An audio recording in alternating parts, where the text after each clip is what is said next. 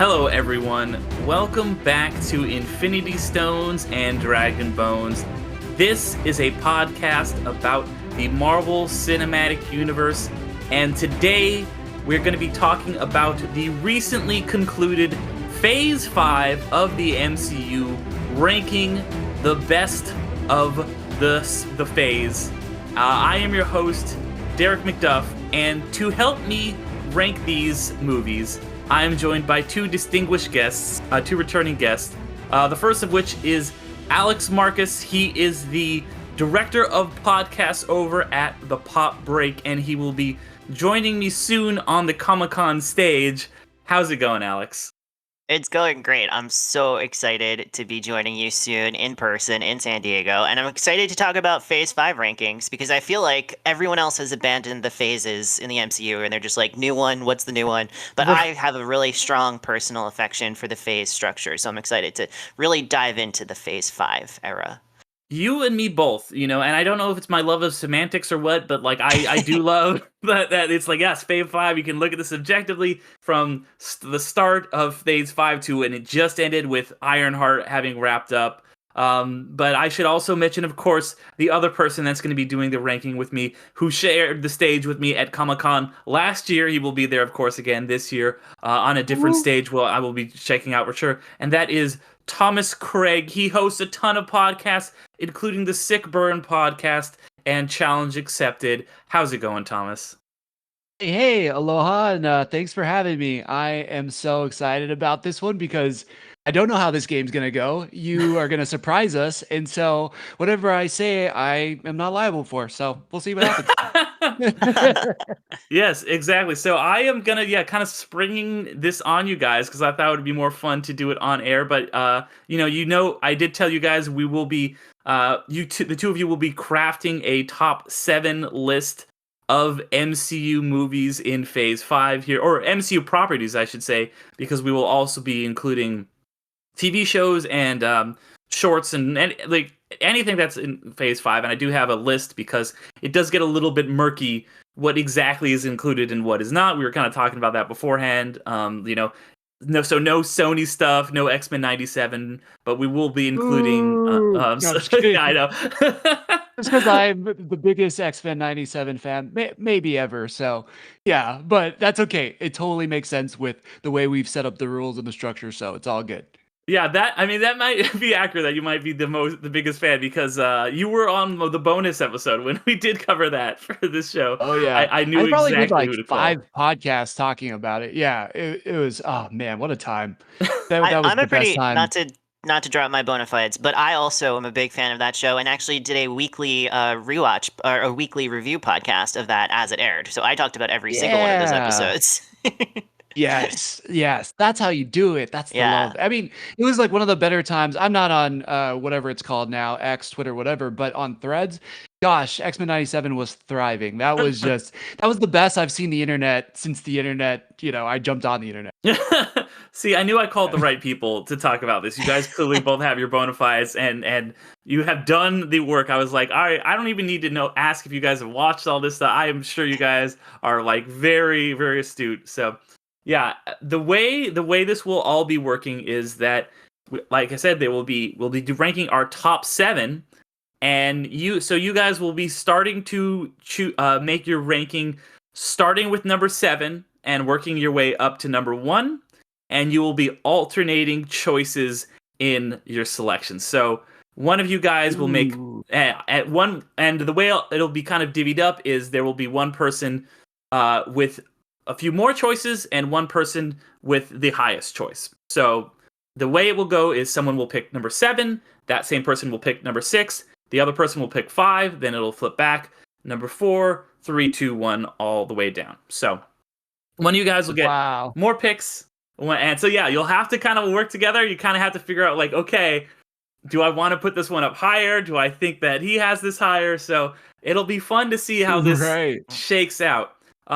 I will add 2. I might panic. I might panic and just put my number 1 on the board as quick as possible. I'm like, where is this gonna go? I don't know. Yeah. To alleviate some of the panic, I am giving each of you guys a tool, and that is going to be you each get 1 veto.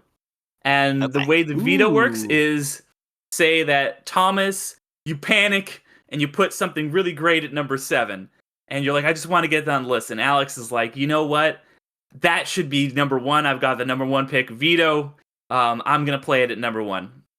Or conversely, Thomas plays something god awful at number 7. And Alex is like, that just belongs nowhere on this list. We got to get it out of here. Veto. Each of you guys gets 1 veto to use at your discretion, and then the other person would have to replace that pick with another choice. So that's the way the whole game will work. Any questions? Does that all make sense? How do we decide who gets more picks and who gets the last pick? So I will be asking a trivia question. Whoever I had a feeling. Whoever answers that trivia question correctly first will get the pick to choose if they want which one they want. If you answer it incorrectly, you have to give the other person a chance to answer the question before you answer. So you can't just say a bunch of things in a row. You got to give the other person a chance. Right. Absolutely. Should we go through the list too, though? Yes, we will. Can we just say it right now? Yeah, so I'll go through this right here. This is everything that is eligible for inclusion in this. Ant-Man and the Wasp: Quantumania, Guardians of the Galaxy Volume 3, The Marvels, Deadpool and Wolverine, Captain America: Brave New World, Thunderbolts, Secret Invasion, I Am Groot specifically Season 2, Loki Season 2, What If Season 2, and What If Season 3. Those are the 2 separate things, What If Season 2 and What If Season 3. Obviously, Season 1 not on the board. That's from Phase 4. Echo, Agatha All Along, Your Friendly Neighborhood Spider-Man, Daredevil Born Again, and then the recently concluded Ironheart. All right. Any more questions? You guys about ready to get into this? Is it? I mean, we all know that Secret Invasion is going to be number 1. So can we just slap that in before we start the game? Dang it! I tried to make that joke earlier and I couldn't get it in. Yeah, dang it! Oh man, so good. Yeah, 100%. We're on the same page. All right. Yeah. All right. Tiny Groot arms, the best superpower there is. All right, you guys, and so I will give you guys. This is actually the same question that I gave. I had a trivia question, but I forgot it, so I'm going to give you guys the same trivia question that I did when I did this with the best of Phase 4. Last time I did the same format. So whoever answers first, if you get it right, you get it. But if you answer it wrong, you have to give the other person a chance, and then you get to choose if you want more. Are we just like shouting out, or should we raise our hands? Yeah, you can just shout it out. Yeah. Okay. All right. What is the only Avengers film so far that was not scored by Alan Silvestri? Wow. Why can I only think of Ludwig Göransson right now? So is you it don't Ultron? have to say that. You just have to say you say Ultron? Yes, Ultron is correct. Yes, that is the only one it's Danny so Elfman, far. Right? Yes, Danny Elfman and Brian Tyler worked together on that. But yeah, so yeah, amazing fact. Yeah, I did not know that. That's incredible. Yeah, he did the first one, did not do the second one, but came back for Infinity War and Endgame. So then, Alex, you got it right. Would you like more picks or the number 1 pick? I want more picks. You want more picks. All right. Yes. Ooh. Excellent.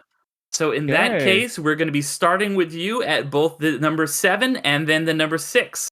And this makes me so happy because I feel like the 2 picks that I have for 6 and 7 are ones that I'm afraid that other people don't love as much as I do. And so I thought maybe I would have to like fight to get it in there, and I could just slot them both in. So I'm very excited. Excellent. So I'll just go number 7 first. Yeah, start with your number 7, and then we'll all kind of talk about it. But yeah, the floor is yours.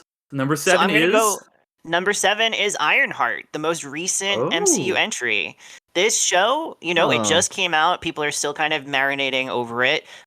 It was pretty much dumped by Disney over the course of 2 weeks, in the middle of their 2 biggest properties of the year, which seems like they don't really think it's that great. But I thought it was pretty excellent. I thought it was great because I thought that number 1, Riri Williams, really cool character.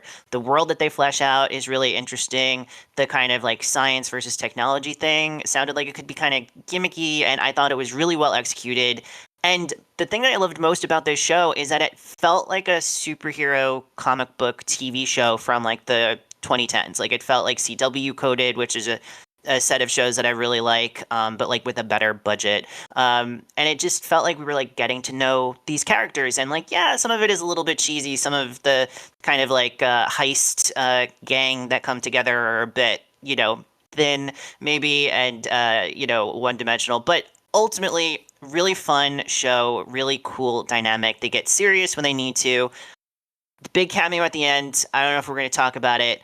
I knew that this was coming for a really long time and was kind of dreading it, and then it actually was excellent and way better than I was expecting. So overall, great. The only bad thing about the whole show, I think, is that it ends on kind of a big cliffhanger, and I have absolutely no idea when and how that's going to get resolved, because I don't know when Riri's coming back. But that's a hard thing to hold against the show. Yeah.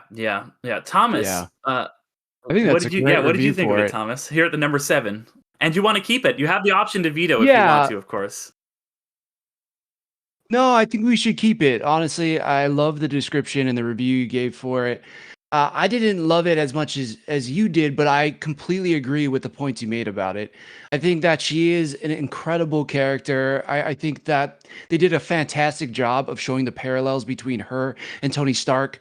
I know that the online discourse was crazy over one remark she made about Tony Stark being a billionaire. We got to talk about it.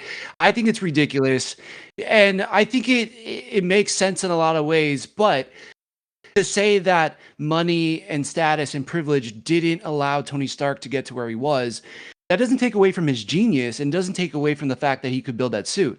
But access to funds to be able to create the suit would not have been possible if he didn't have that money.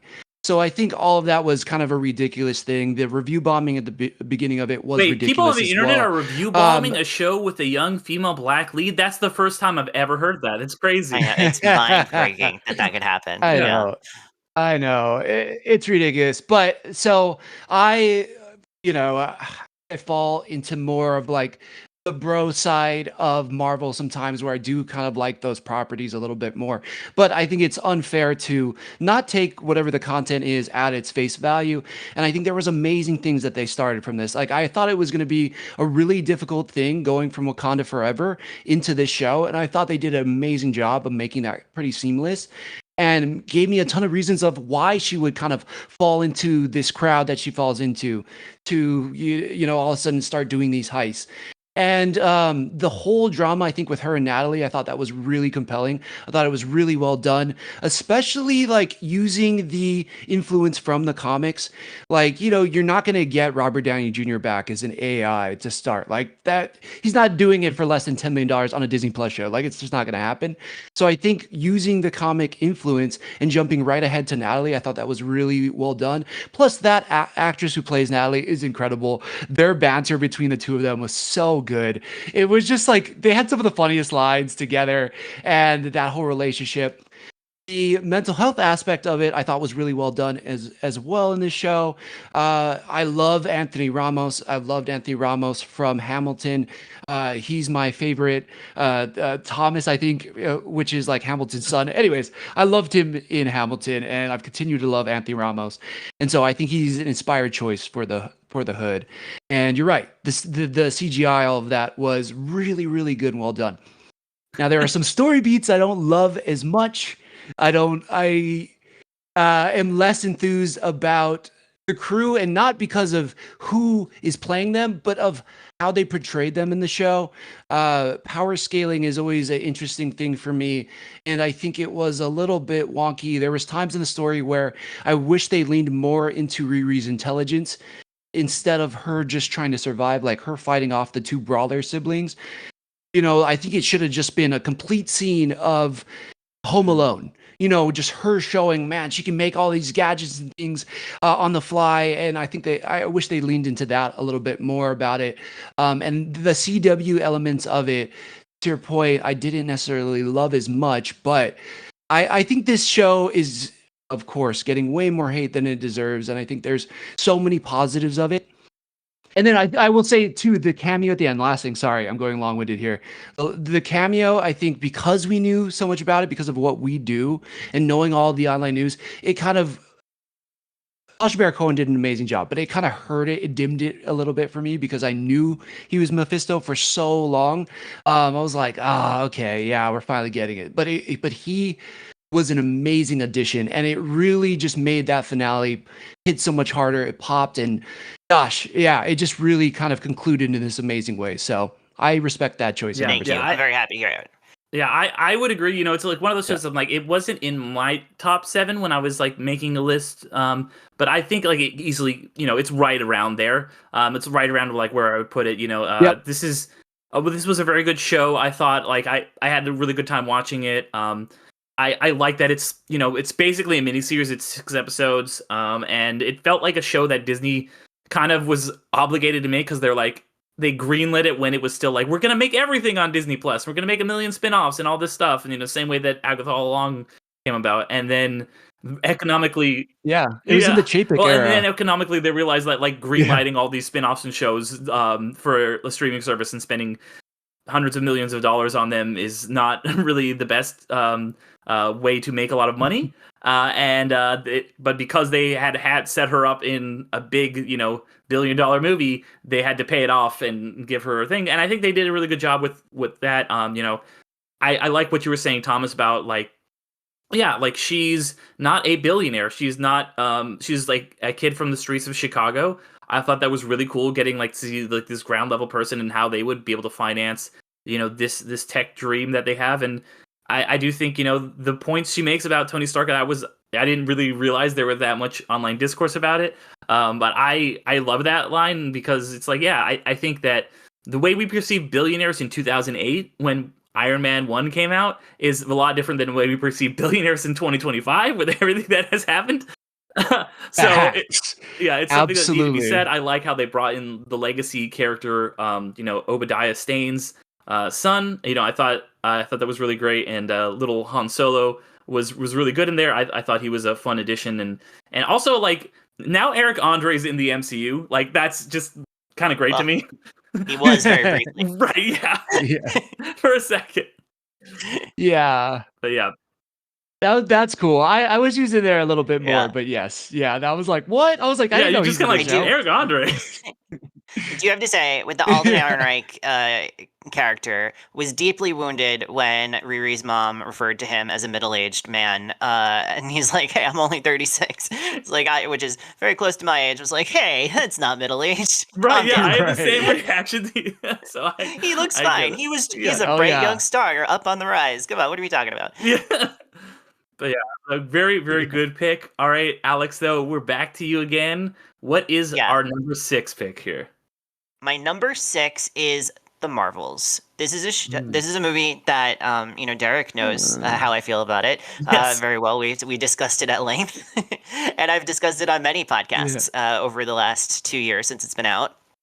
And I feel like it's one of those movies where everybody saw it everyone who saw it at the time, I should say, really liked it. It was a lot of fun. It was it has like a kind of, you know, the emotions aren't like as high as some of the best things about some of the other properties that we're going to talk about today. But the 3 main leads have such great chemistry. The action moves fun and fast, and there's a lot of really creative set pieces. We get an entire musical sequence set to Cats where a bunch of Flurkins are just eating a whole star crew of people, which is just an iconic moment that I'll never forget. And at the time, the biggest problem was that nobody went and saw it, and that was the issue. And I knew back then, I said, as soon as people actually watch this thing, they're all going to come back and say, oh, this was actually pretty good. Why didn't people watch it? And I feel like over the last 2 years, that's what we've seen. More and more people watch it on Disney Plus and say, oh, that was actually pretty good. Why did people not show up for it? And so I'm here to show up for it today. I think that like I said, could you have done more with the emotional arcs of those characters? Absolutely, you could have.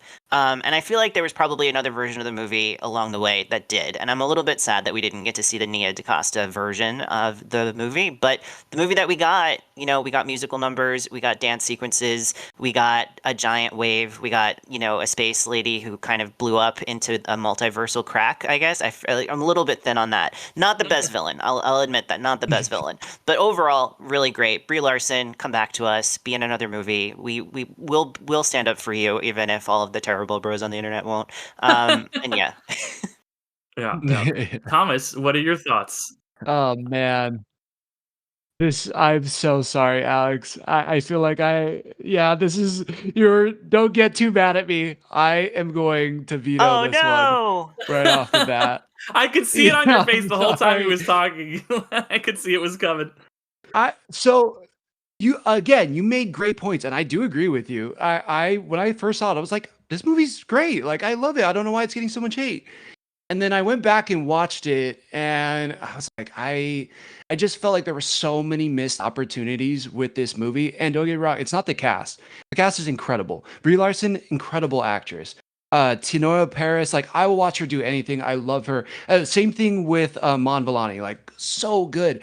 But it fell in this weird part for me where it felt so gimmicky. It kind of, I don't know how you feel about Thor: Love and Thunder, but Thor: Love and Thunder became, yeah, like, it almost fell into that territory for me, and it was really hard. And like, I thought there were just so many amazing elements that they could have done with this story. Again, to your point too, with Nia DaCosta. I love Nia DaCosta. I was like, this is gonna be so good, but it felt like they Marvelified what she wanted to do, not in a good way. Like, they took some agency from her, and I think you're right. I think there was a better movie on the floor that I just didn't feel like ended up showing up there. But it is fun.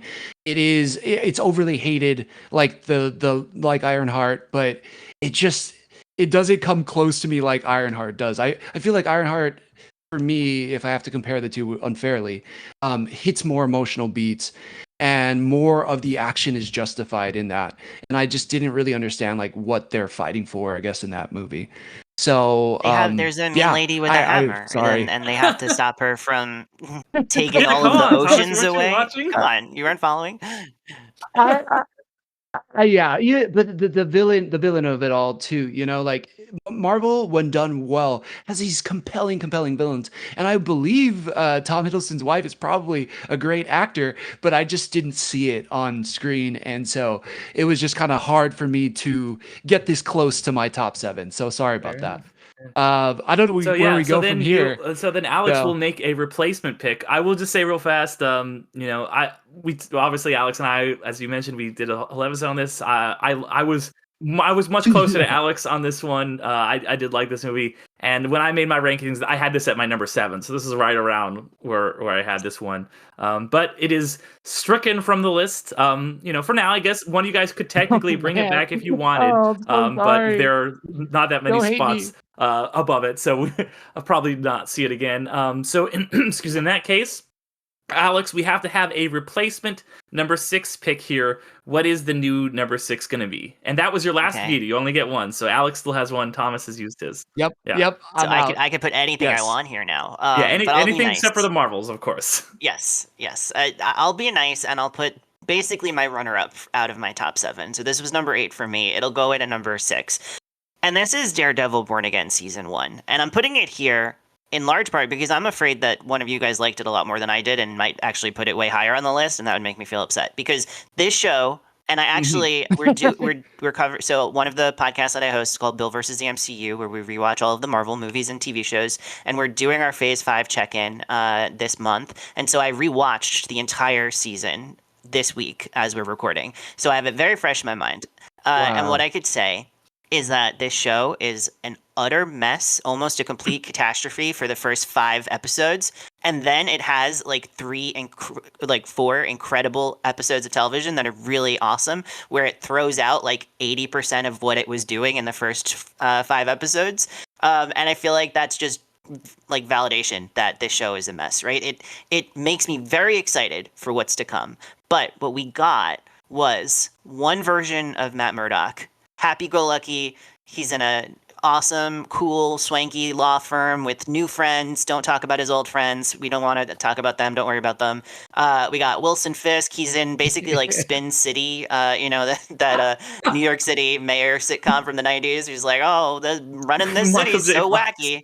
Yeah. And then every once in a while, like we get the recut footage where they're like, oh, because if you haven't watched, and I'm sure most people know this, but or at least people who are listening to this know this, but they filmed like 2/3 of this season, and then Charlie Cox, who plays Matt Murdock, and Vincent D'Onofrio, who plays Wilson Fisk, basically lobbied Marvel to shut down production and because they were very unhappy with the direction that the show was going, and they were like, please save us from ourselves.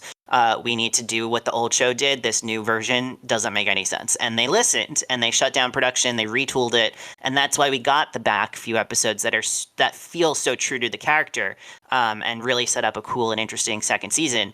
But those first few episodes, what they did to try to salvage it was just every so often they would pepper in like a scene of like ultra violence that doesn't really make any sense with what else was happening in that episode of television, and it's a total disaster. Like you have a scene where, for instance, at the beginning of the show, obviously Foggy Nelson dies, and that's very sad. Matt is giving testimony to the sentencing of Bullseye.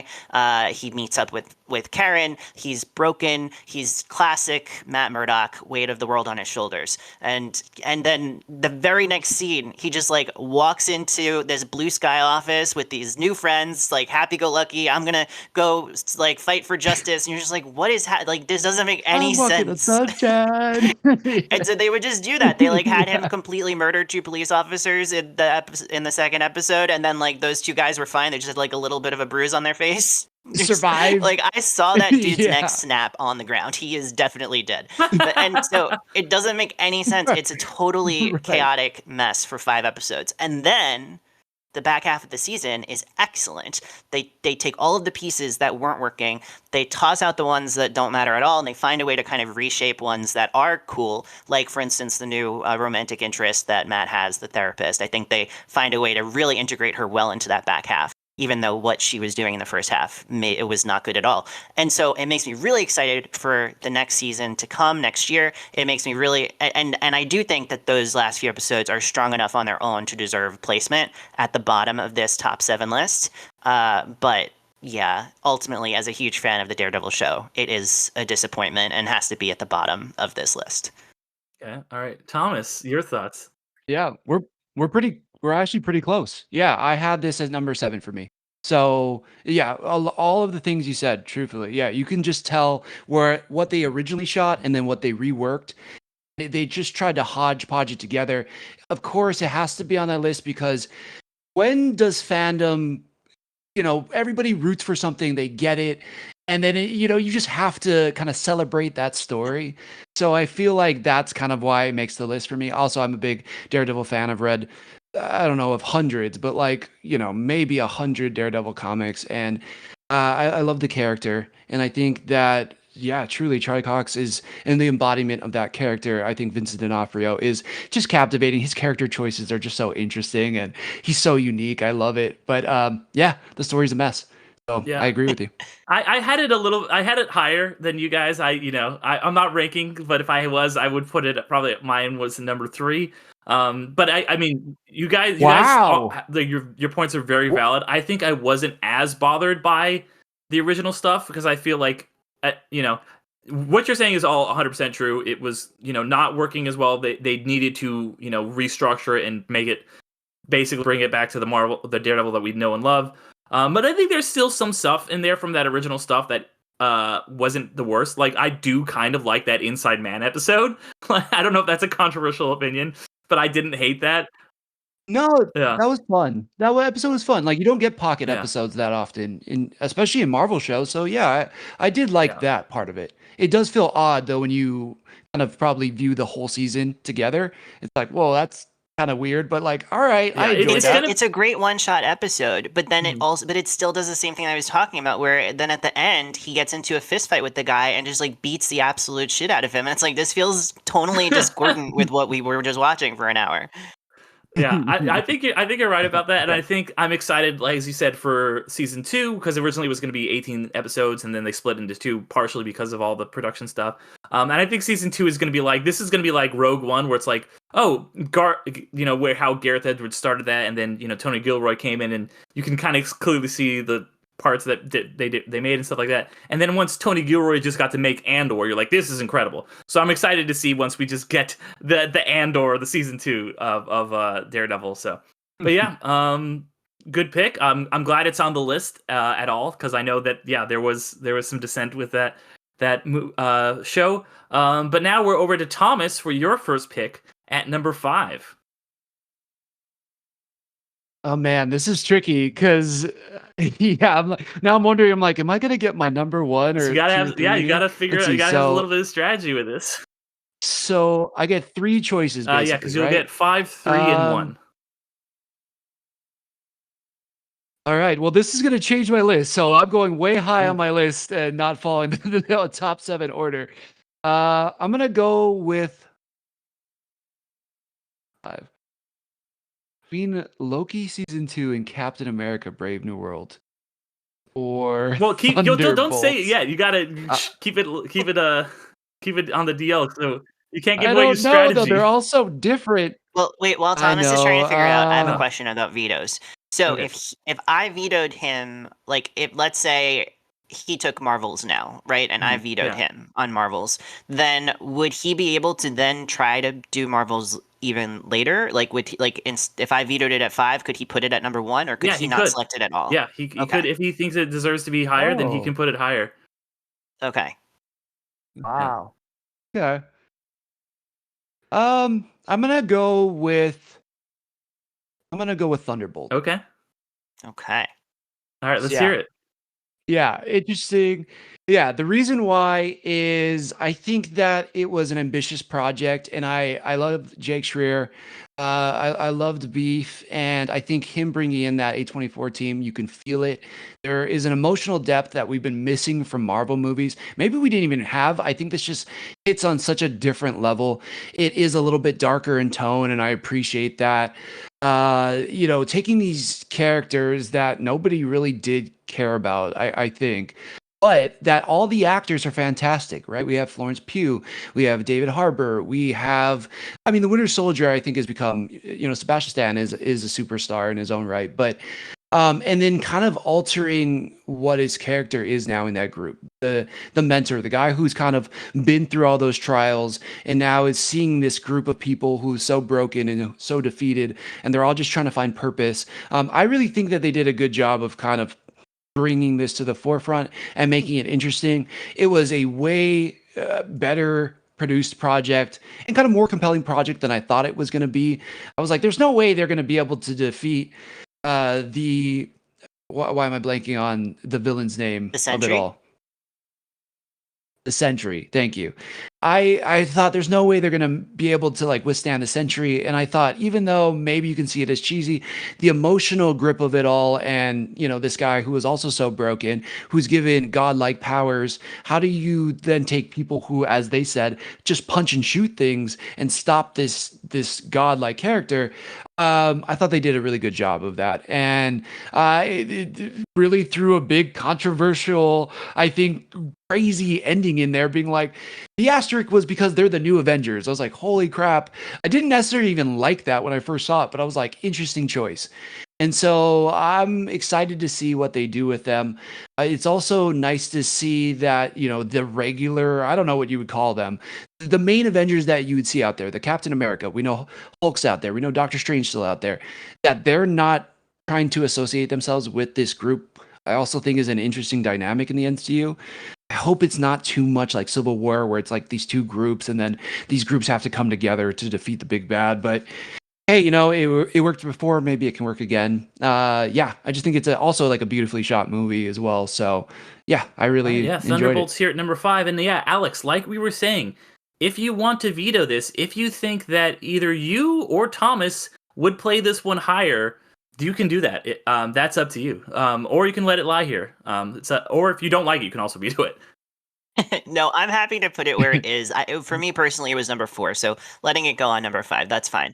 Oh, wow. I really love this movie. I think it's so. I've seen it twice since it was in theaters. I think that it is. Florence Pugh is a rock star, a movie star, like iconic generational figure. So good. Marvel is so lucky to have her in the fold. I hope that they continue to find new and interesting ways to use her. But was the perfect use of her here. Like the way that she can be so funny and so dynamic in action sequences and have such wit and personality to her. She's just like a charisma bomb of a actor, but then also like be able to use the depth that she is able to portray, like that we've seen in things like Midsommar and Little Women, like where she can really go deep. And ultimately, they built a movie around depression and self-loathing and anxiety and what happens when you're like in your having your quarter life crisis, which I think is very relatable to a lot of people who probably grew up watching Marvel movies as we all did, and are close to 25, maybe a little bit further away than it used to be, but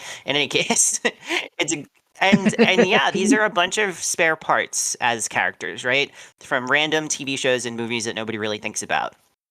It makes it hard to think, like when we were thinking about what it was going to be like watching it, it was hard to get super excited about, like, oh man, I can't wait to see Wyatt Russell again play a giant douchebag. But then like you watch him and you're like, oh, I'm so happy that we got to see him like this. It's such a great use of the character. They never sell him out. They never make him be less unlikable or try to justify his like negative, toxic personality. But they do make you empathize with him anyway. And I think that that's true of all of the characters here. It's very difficult to do Well that said. in a movie, and I think the writing here is just so strong, and all of the characters have so much, all the actors have so much charisma and great chemistry with each other. And yeah, I mean, Julia Louis-Dreyfus in the MCU, crushing it. So I'm loving this movie. Mm. I think it's such a great addition to the canon, and I think I like this team, this new Avengers team. I hope that they use them well moving forward. Yeah, yeah. I will say I agree with both you guys. Everything you guys have said. I won't go too far into it because I just covered it in my last episode. But I love this movie. It was my personal number one. So like I'm glad it's at least on the list. But yeah. So Oh, solid amazing. pick. And we for number 4 we are back to Alex. Alex, what is the fourth best thing in the MCU Phase 5? Okay, so this might be controversial, but you're out of vetoes, so nothing we can do about that. Yeah, I'm yeah. I'm That's gonna true. stand That's up true. for the animated canon. Now, if you listen Ooh. to Bill versus the MCU, you know that I don't like Mm. to include the animated shows on our conversations about the phases because they're kind of separate. But for these rules, they're eligible, and I have to stand up for a show that I think a lot of people maybe watch the first like couple episodes of and are like, yeah, it's not for me. And that's Your Friendly Neighborhood Spider-Man. I think the first season of this show, genuinely Mm. excellent. It took a little bit of time to warm up where I wasn't quite sure, like, is this more of an all ages show than I'm kind of looking for? Or are they willing to honor the character in a way that, like, the 90s show, for instance, did a great job of? And Mm. ultimately, I think that they used the character tremendously well to build out a world that I was really excited about. They use the ensemble of Spider-Man. They play with our expectations of the MCU, which is why I do think it's fair to include here. This Peter follows similar beats to Tom Holland's Peter in a number of ways, and then his story diverges significantly, right? This show has Harry Osborn in it, who's like a posh, cool kid. He's friends with our girl from The Runaways, who is a really fun and interesting character and a great addition to the Peter Parker lore. And and there Absolutely. also is a covert origin story to Tombstone character, which is a character that I never cared about ever. But this show made me care, and I felt really invested in his story the whole time. So I really like it. I think that it tries to answer the question: what would Peter Parker's life be if he had Norman Osborn as his mentor instead of Tony Stark? That's kind of like the hook to get you in. But ultimately, it's a lot more than that, and it really pushes the character in ways that I think flesh out something different about him as a high school hero. And that's really hard to do now that we are like 30 years into various versions of the Spider-Man origin story in animation and live action. So well done to this team. Took a long time to get here. It was delayed multiple times. This thing was originally supposed to come out years ago, but they kept working on it and they kept working on it. And I think that they really got it into a really strong place. And I'm excited to see where it goes. All right, yeah, Thomas. Wow, you sold that better than I've ever heard anybody sell that. That was such a good review of it, and honestly, like, because I don't personally feel that way, but I agree with everything you said. Truthfully, I mean, yeah, it had no right kind of being that good, but also like it took some chances. And did all those chances land on me? No, but I think you have to appreciate the chances it took. And I love the way you posted that, where it was like, what if instead of getting Tony Stark, he got Norman Osborn, played by the incredible Mhm. Coleman Domingo? And it's like, oh well, Coleman Domingo is like Norman Osborn. That's fantastic, which it is. I mean, that was amazing, inspired choice. Which would be great to see him actually as Norman Osborn in the MCU proper, I guess. So yeah, I agree with you. It didn't land with me as much as I wanted it to. I found myself loving every character really besides Peter. I loved Nico. I loved the tombstone of it all. I think you were right. It was so interesting because he's trying to do the right thing, and that just all these opportunities keep like things just don't work out for him, and it pushes him further and further into being this bad guy. And then it was a pretty unique story. And you're right. I never cared about how Tombstone became Tombstone, but all of a sudden I'm like, that's kind of cool. Like I like this. Also, I love The Runaways as a series. I remember when it was coming out, whatever it was, like in the early 2010s, and Nico Minoru being in there was just like, oh my gosh, like this character is fantastic. And her kind of being Peter's best friend and kind of discovering her powers and everything. I love it. She's just such a cool character and so unique. I think that they do amazing things kind of with the animation. There's sometimes where it looks not as fleshed out as I would like it to be, but there are elements of this show where I do appreciate, and I know it has its fan base, and yeah, I can't dock you for this pick. I think the way you explained it was better than I've ever heard anywhere else. Okay, yeah. Like, see, so this is my one blind spot. This is my only because I didn't even realize it was coming out. I thought it was kind of just MCU adjacent. So I never actually got around to watching it. And after hearing you talk about it, Alex, I'm like, well, okay, I gotta fill this gap in. This sounds incredible. I also really was a fan of that Runaways show. So like, so is it the same Nico, or like I guess it's the different reality, but is it like a similar kind of character? Is it like the same actress? Do we know?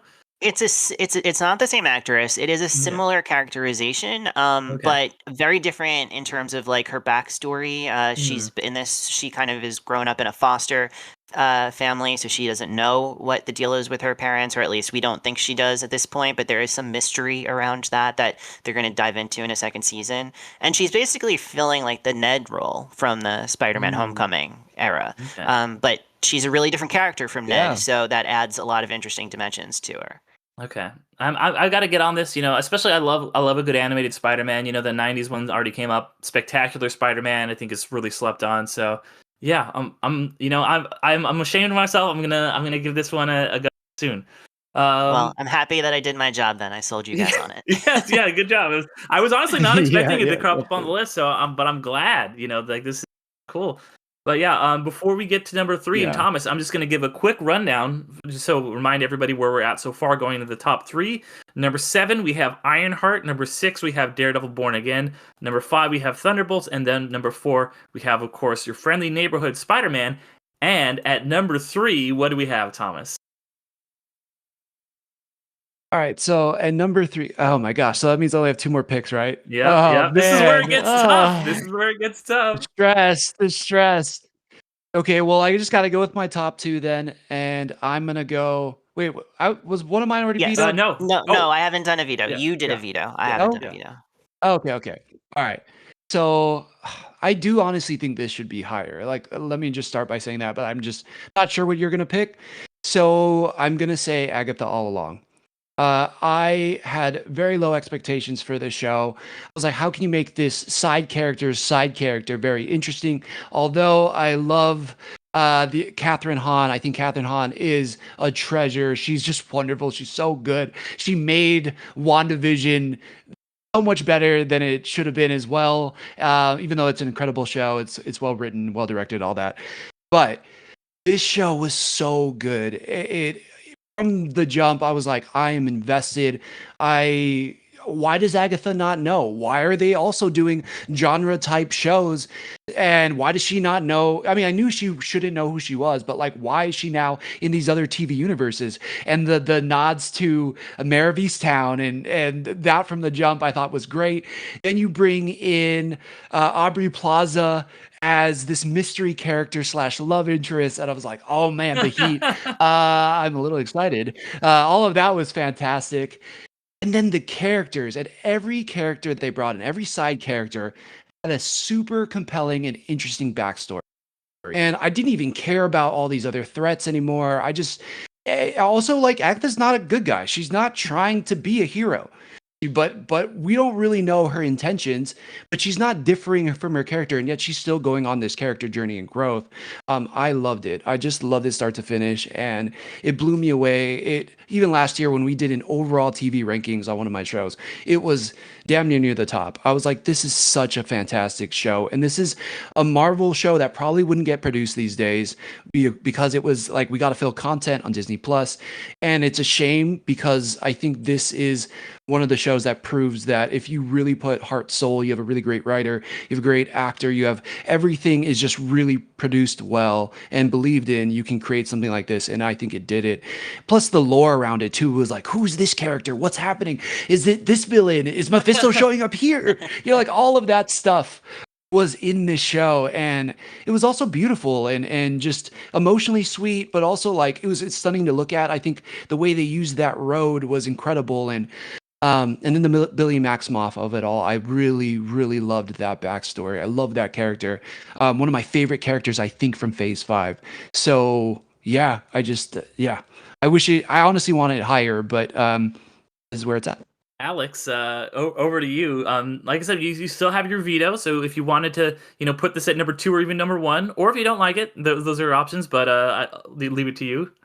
Well, it was my number 2, but I feel nervous about using my veto for that purpose. I can let it be number 3. That's okay. I love this show so much. It's so excellent. Unlike you, Thomas, I was very excited for this show from the beginning. I always believed in it, and when everyone else was like, "Who cares about an Agatha Harkness show?" I was like, "I do. It's gonna be amazing," and then it was, and that was wonderful. I love feeling vindicated like that.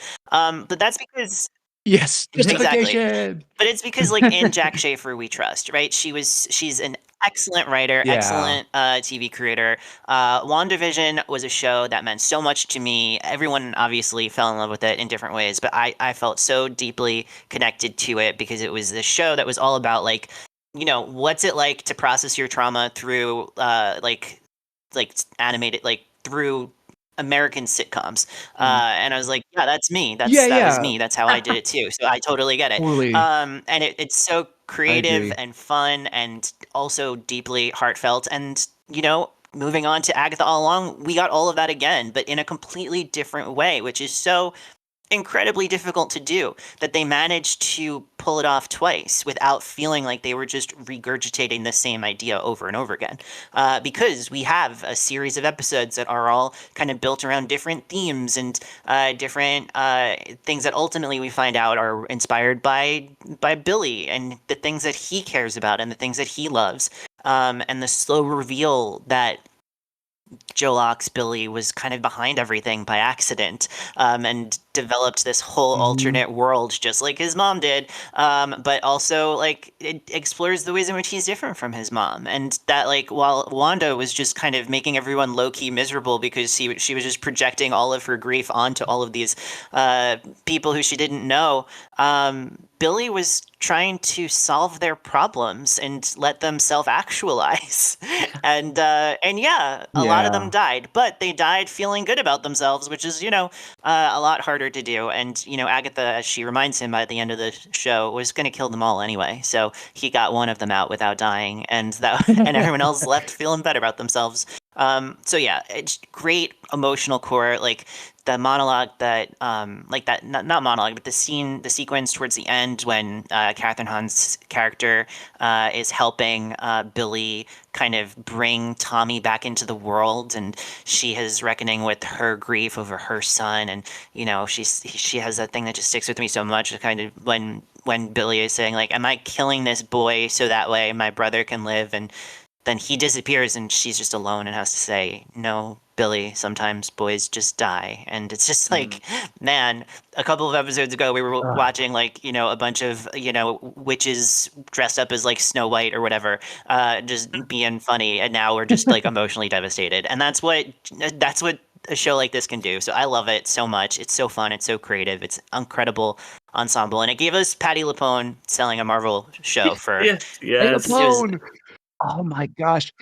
And when does a woman like of that age get to like be such an ultimate hero? I thought like the way she goes out in her episode and how she's falling was just beautiful. And like her whole backstory, I was just like, I love that this show brought that into the Marvel universe. I was like, man, they used her so well too. Oh gosh, that was so It's good. incredible. I agree with you on Yeah. all of I- these I things. agree Yeah. with And also, I mean, Aubrey Plaza, I have to Yes. say, is just absolutely stunning and Mhm. incredible and electric on this Hubba, show. hubba. And just, I mean, the chemistry he has with Catherine Hahn Yeah. is just off the charts. Like, it should honestly be illegal. Oh. It was just so much.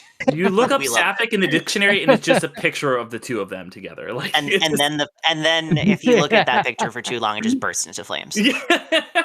No, I totally agree with everything Yeah. you guys are saying.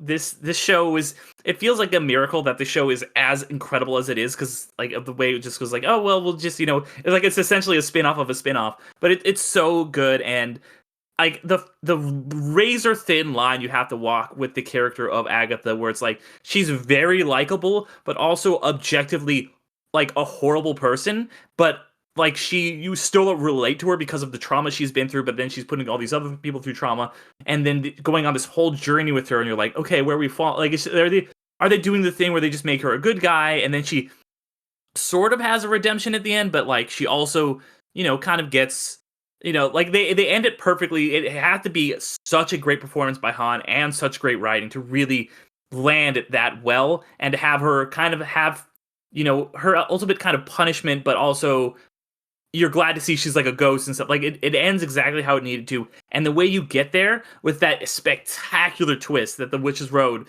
was all just, and like, I need to go back and rewatch it with her knowing that the Witch's Road is all bullshit. Like, because that was such a rug pull. I was like, one of my favorite TV twists, this side of Lost. Like, it was so fucking cool. So really, really loved everything about the show. Like we said, we already shouted out, like, the queer representation on it, and it's like, yeah, she's smooching Lady Death, like, rad as shit. Who else could play her but Aubrey Plaza? Just fantastic show all the way around.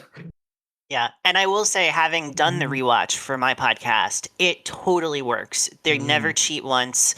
You can see when she figures out what's going on. Like, she figures it out in stages, but like, there's so many moments when you watch it the first time, you're like, you think you know what she's thinking, and then once you realize what's going on, all of those moments play where you can follow her along and she knows what's going on, and it's so fun. They never cheat once. It all Wow. works, and that's so hard to do with a big twist like that. Yeah, that's amazing. Yeah. Yeah. All right. Well, Well said. it Well put was all your number around. 2. You're gonna have to do a new number 2 now, Alex. What is your number 2 gonna be? Well, that's what I was gonna say. That's what I was gonna say. I was like, we both have the same number 2. Should we just bump it up? Like, is that No, not allowed. I was gonna say, if Yeah. you still had your veto, you could technically Yeah. veto yourself so that you can make it play at number 2, but you already used it. So Yeah, and I'm gonna hold on to my veto because I'm giving you the number 1 slot, but I am giving myself the right to tell you you're wrong. So I think that that's good for both of us. So instead, for my number 2, I'm gonna go with Loki season 2. This is probably the one that I'm least fresh on. I've watched it so long ago now, so I don't remember all of the details, but I do remember loving the second season. It has a great use of the ensemble, right? That first season ends on such an incredible episode where you just get Tom Hiddleston and Sophie DiMartino just like breaking your heart, like having that confrontation with Kang, and it's just like, where do you go from there, right? And then where they go is so interesting and fun. Like, there's a part of it in the middle where it just starts to be kind of like a Doctor Who episode that never ends, which is like not my favorite thing about this show.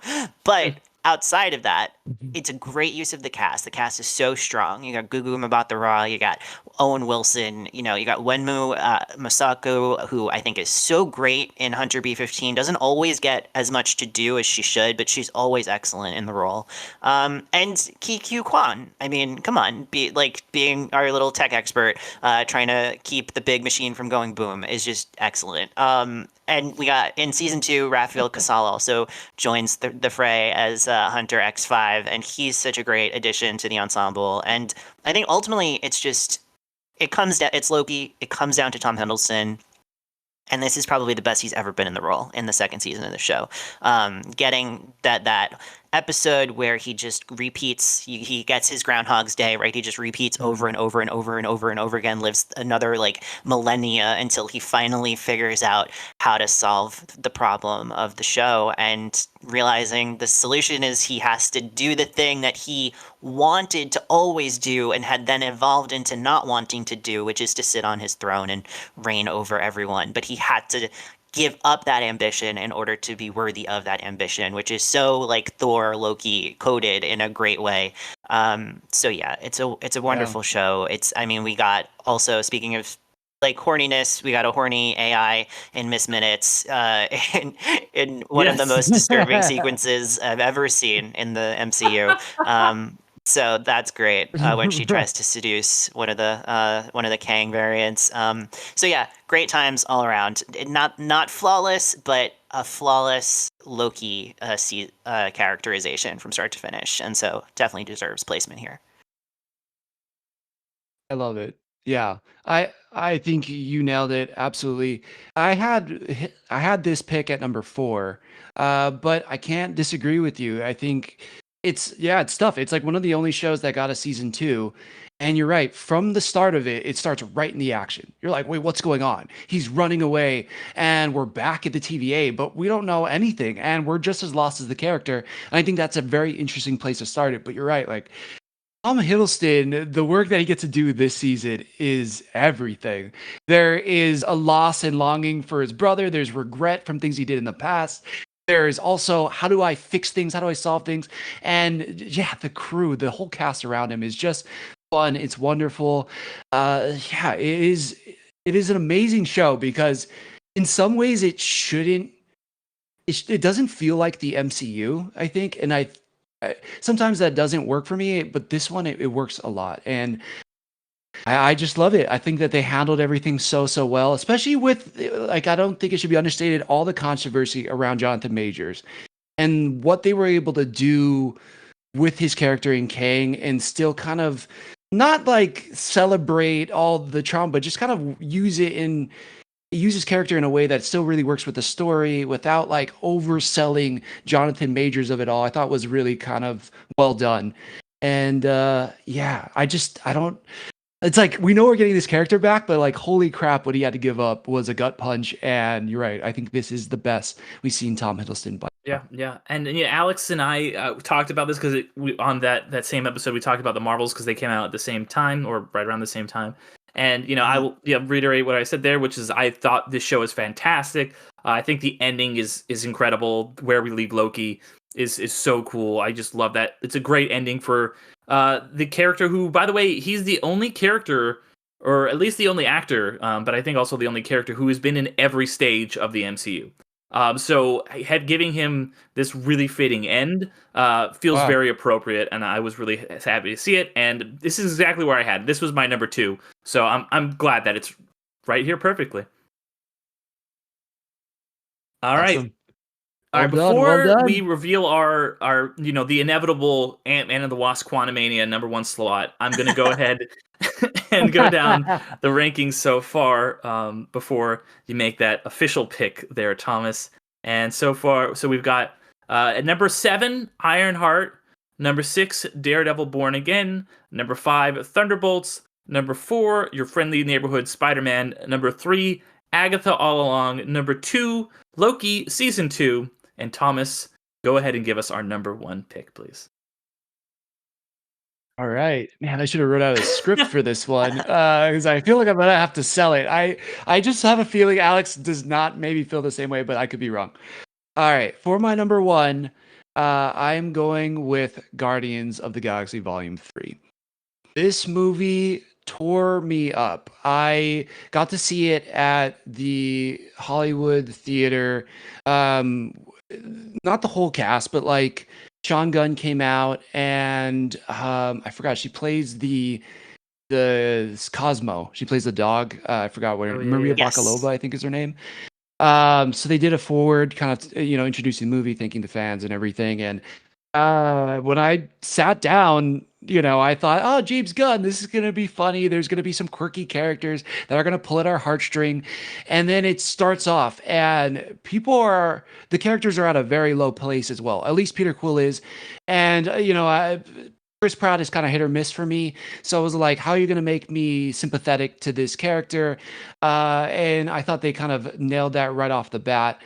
And then the whole arc with Rocket. All right, we have seen Rocket through again all the. I think Guardians of the Galaxy Volume 1 is actually phase 2, right? But I was like, how are you going to make me just heart wrenched about this CGI raccoon, and he's become this staple in the MCU, and he's a funny character. He's obviously an intelligent character, but also he's kind of a dick.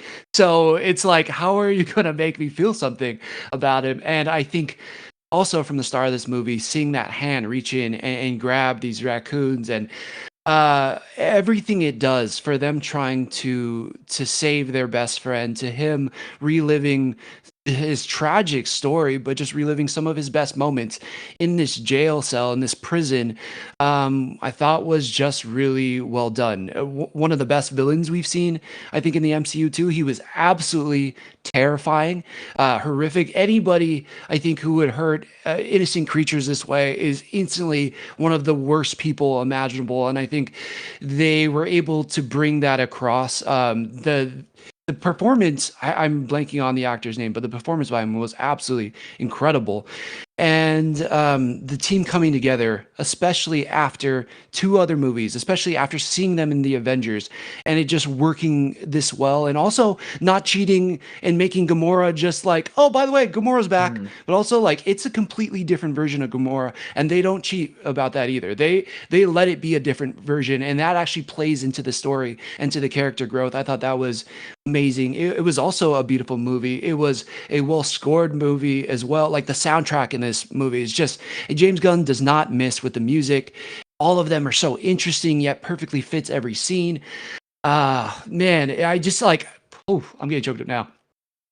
I cannot watch this movie without crying, and it just still gets me to this day. And I think they just, yeah, James Gunn just did an amazing job. The whole cast, everybody did an amazing job. And then it ends in this joyous way of like relief, of tension, and all these things. And then it sets up a new team that is comic accurate as well. God, yeah. Oof, I love this movie. Alex, I love it. Are you going to leave it here, or are you going to use your veto? I am so happy to say that I don't need to use my veto because this was my number one also. Hey! Wow! Love this movie. We do agree.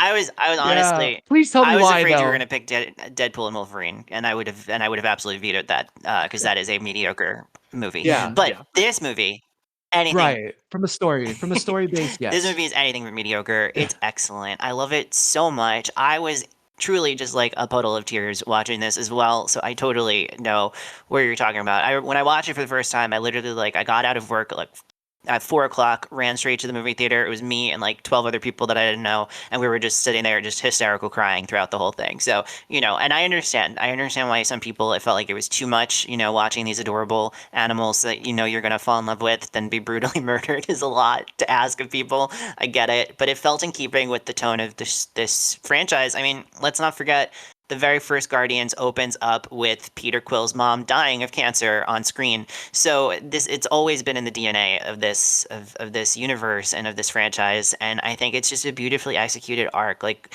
Rocket is such a tragic figure from the very first time that you meet him. Like that moment in the first Guardians when he's drunk and he's like in getting into a fight, and he's saying like, I didn't ask to be made this way, you know, and it's just like Bradley Cooper.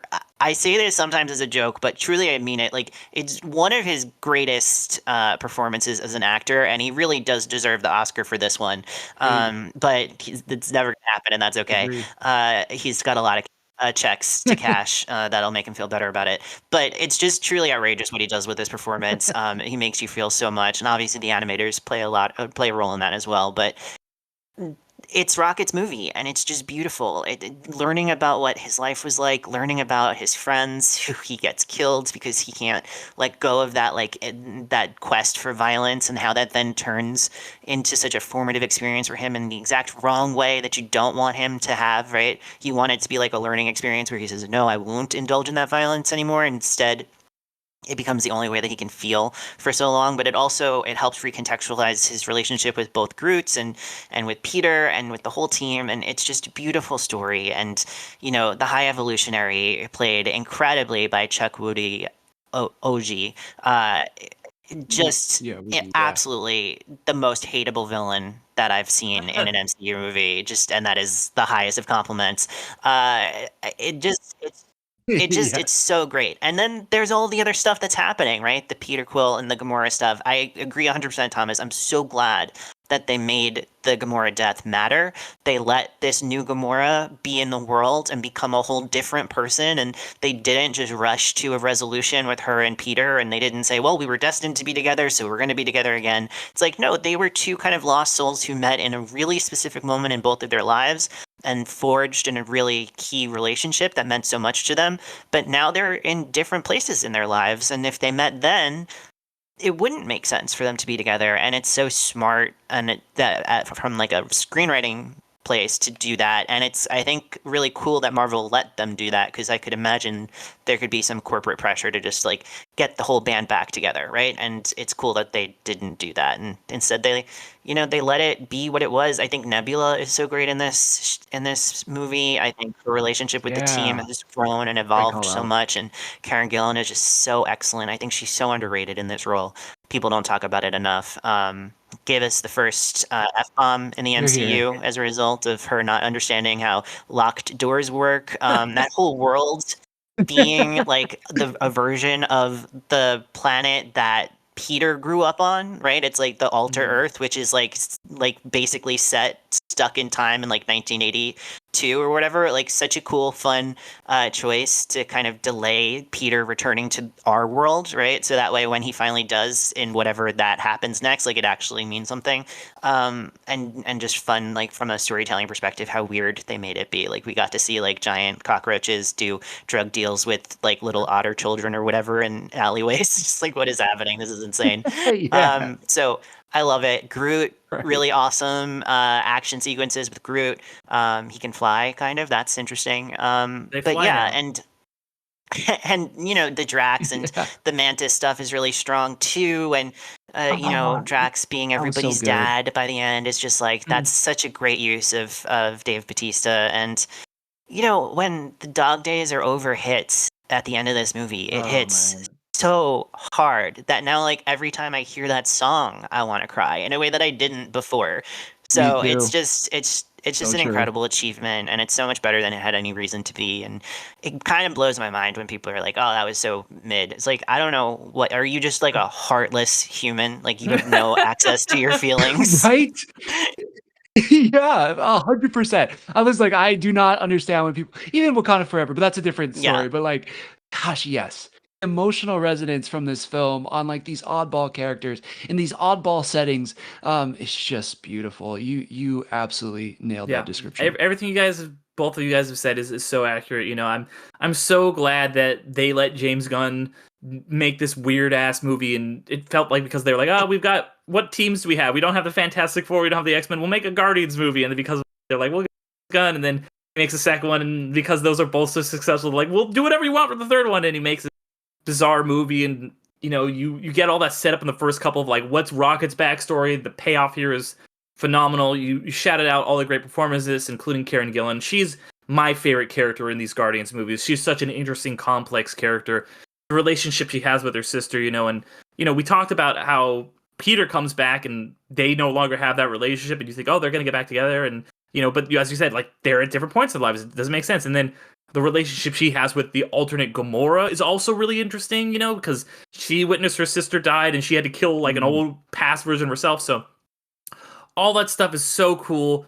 This is a great movie. It was also on my list. I'm really glad that it's landing here on the number one, because this is a phenomenal film, and I think this has been, I don't know, what are you guys' thoughts here on Phase 5 overall? Did you guys like it? Do you think there was good stuff overall?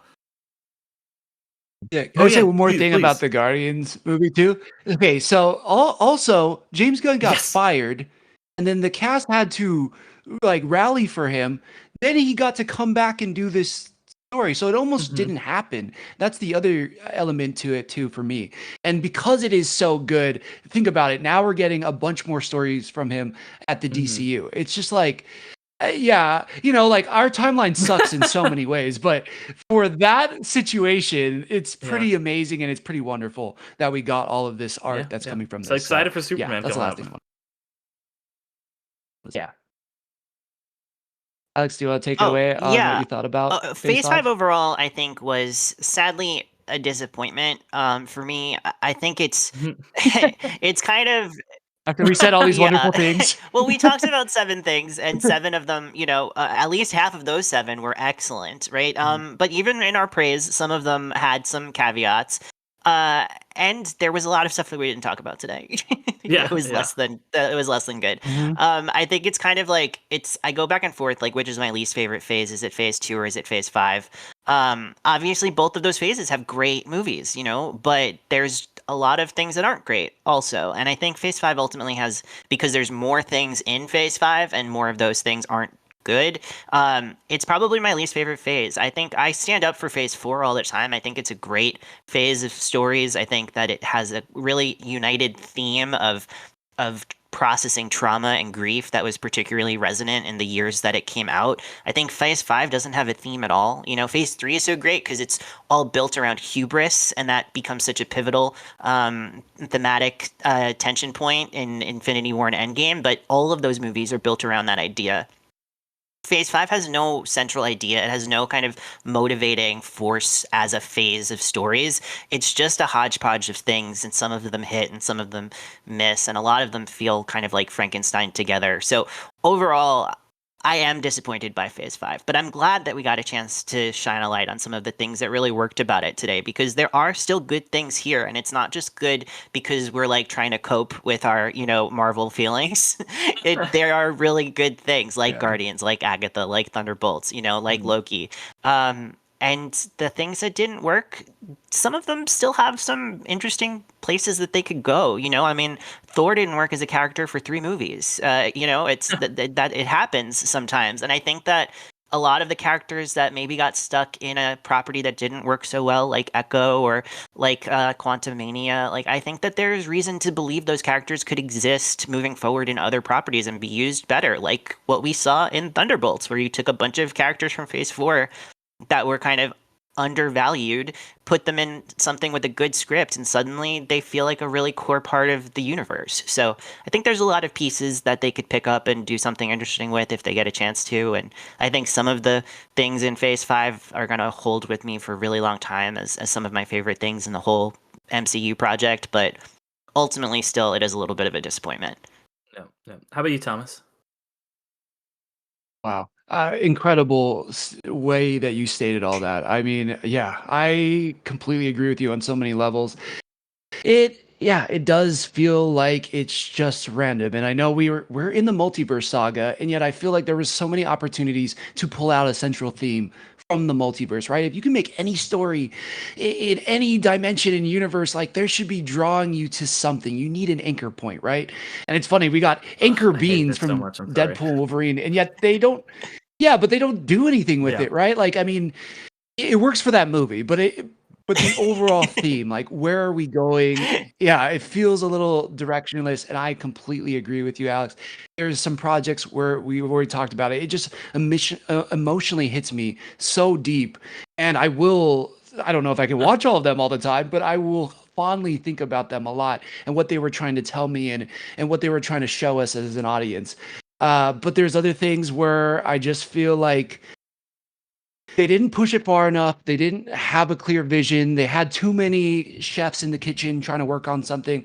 And it just feels so, again, yeah, to your point, hodgepodge and just patched together.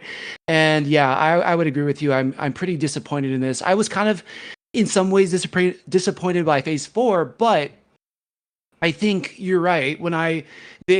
Seeing what they used from Phase 4 into Phase 5 and what was used well, I'm like, man, I'm so optimistic about what they can do in Phase 5, or sorry, Phase 6, from things that they set up in Phase 4, if that makes sense. And so, yeah, it just it seems like they learned a little bit of the wrong lessons from Phase 3 sometimes, and then it felt like some of these were maybe just cash grabs or just content that they needed to fill for Disney Plus. And it is a little disappointing, but the world is expanding, and I think I'm very optimistic about what I've seen so far this year, and I think it will continue into next year and the year after. So, I don't know. I'm just optimistic about the future. I think we are back on a better path. If that makes sense. Looking forward to Phase 6. We'll see how it goes. Like we said, Phase 5 kind of a mixed bag. Obviously some not great stuff, but we talked about a lot of really good stuff here.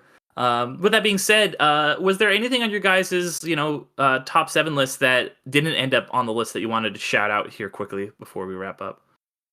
So for me, everything that we talked about got on because my Nice. one pick got skipped, and everything else was there. So I feel really represented by this list. I'm very happy about it. And they're really the other stuff, like like Ant-Man, Quantumania, like that's not a good movie. I'm sorry. I wanted it to No, be, no, and it just it's not. isn't. Like Captain America: Brave New World, Absolutely. painfully mediocre, and it's just like, God, that cast is so strong. What did you guys do? And Deadpool and Wolverine Mhm. is, it was a fun time, but it's not a great movie. Yeah. Yeah, I agree with you. Yeah, so 2 things didn't make it on this list for me, which was Deadpool, Wolverine, and Captain America: Brave New World, and not for the things that we agree on. I agree with you. Like the story is not. There's nothing there Yeah. really, right? It's just like a fun adventure between 2 characters we want to see together, and I agree. But the dynamic there, the way that they were able to kind of merge this long history of these actors playing these characters, I think that in a sense needs to be celebrated. And there was, just from a visual standpoint, it's something I always did want to see. So it was really cool to kind of get that. I love Hugh Jackman, so I thought this was amazing. Kind of hit or miss on Ryan Reynolds sometimes, but I think it works. I think I think this is probably the most I've liked. No, I really liked his Deadpool in some aspects of this movie. But Captain America, I think it was overhated.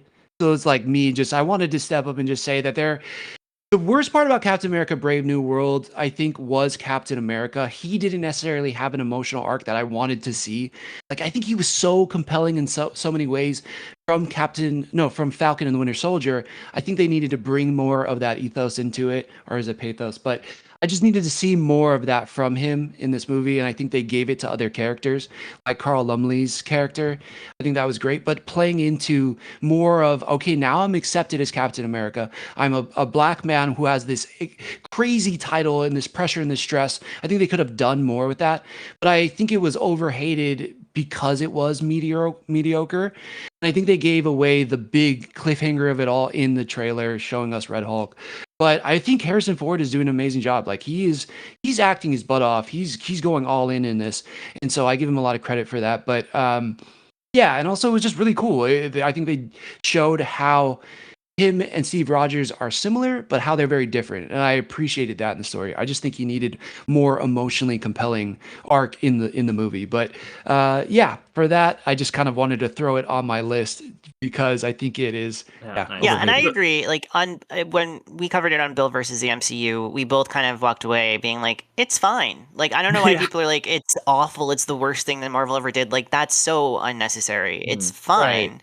but it could have been a lot Totally. more, Yeah. and it felt like they just didn't get a handle on what they wanted this Right. movie to be, because it ultimately isn't about its main character, like you said, which is a problem. Like, it's a great showcase for Right. Harrison Ford, who's the villain of the movie, and sometimes the villain gets more to do, but also he's not really the villain because the leader is the villain, and I think that's the worst part of the movie, is whatever the hell is happening with the leader.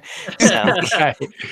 Yeah, that's fair. Yeah, Yeah. All valid yeah, points. Very yeah. valid But I I points. think do. we I did. want to like Mhm. shout out briefly. What if season 2 and season 3 are both technically part of this phase? And I want to just say that ultimately it's an anthology show. Not every episode is going to work. I don't think it ever really hits the highs of some of the things that we're talking about today.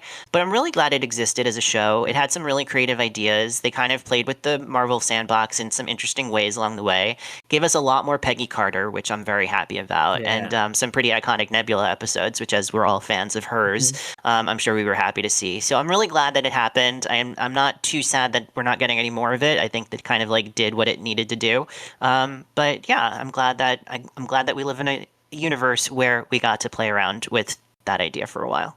Yeah, yeah, absolutely. It was a really fun time, and pretty much everything that I had on my list made it. Obviously the Marvels got cut. The only other thing I would say is I'm a pretty big defender of Echo. Sorry. I'm So yeah, sorry.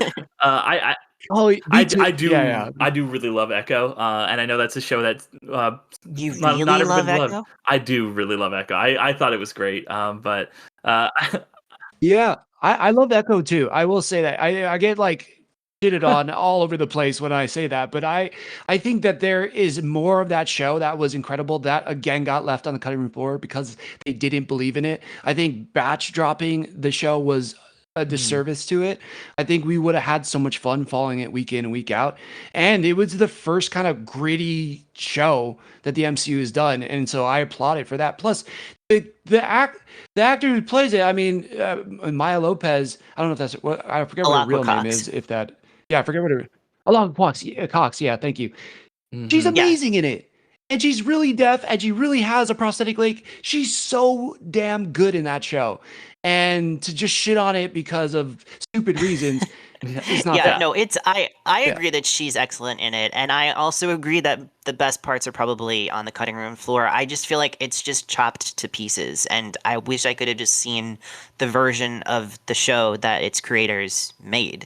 I think like even if it didn't hit Yeah. 100% in the way that they wanted it to, I think it would have been a more fulfilling experience if we just got to see what their vision was and judge that for ourselves instead of the kind of hodgepodge of what they pieced together from its like missing pieces. yeah.